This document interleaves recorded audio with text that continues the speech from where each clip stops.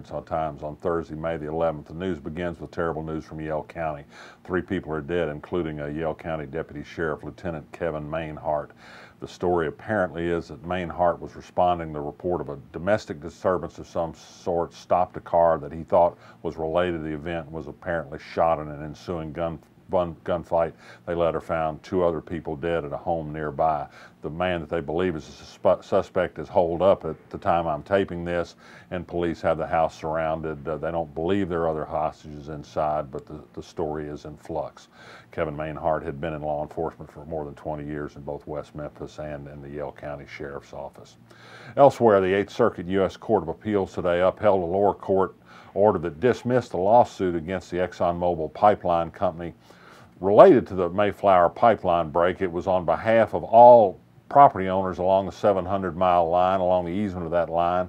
The lawsuit was dismissed because the judge said that ExxonMobil had no obligation under law through the contracts they entered for those easements to maintain the pipeline. And so the lawsuit was dismissed and judgment was rendered in favor of Exxon. Other actions penned. Interesting story today about a favorite topic of ours, State Senator Jason Rapert. Somebody has put up a billboard near his home calling on him to resign for a variety of political reasons. Well, it's the work of an independent expenditures committee that's been raising money online to put up billboards like this. It promises to raise money to go against other embarrassing legislators. Jason Rapert is not one to just ignore things and leave things alone. He responded and had one of his classic social media rants and says he raised some money from people who support him because of the billboard. All well and good. It's free speech. Money is speech, and the Supreme Court says independent expenditure committee can do this sort of thing as much as they want, so we may have more fun with Jason Rapert in the years ahead. The city of Damascus has filed a request in circuit court in Conway asking it to prevent the order from Cody Highland, the prosecutor in Conway, that prevents the police there in Damascus from enforcing speed limit laws on the U.S. highway through the town. He contends they've been operating the speed trap. They say they have not. They say the figures don't show it, and they say they're just protecting their citizens. More to come on that. Lawsuit filed in Nashville, Tennessee yesterday. It's alleged that a member of the Tennessee Titans football team beat a man in a bar dispute, and something to do with a draft pick by the Titans. The Arkansas angle is that the lawsuit says the former Razorback lineman Sebastian Trotolo stood guard while the other Titan member beat the guy up. They're saying this is not true. The courts will decide.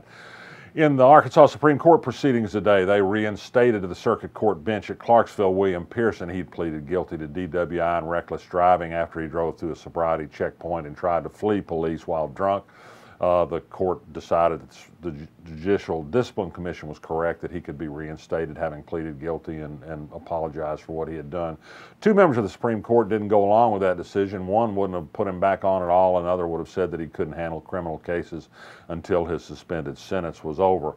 Tom Cotton finally surfaced, by the way, on the firing of James Comey, the FBI director. He said he's sure the acting attorney general did the right thing there, though he'd like to hear more from him. Well, it turns out the acting attorney general almost resigned because Trump people lied about saying that he was the one that forced the firing of Comey. Lots going on in the story, incredible amount of things.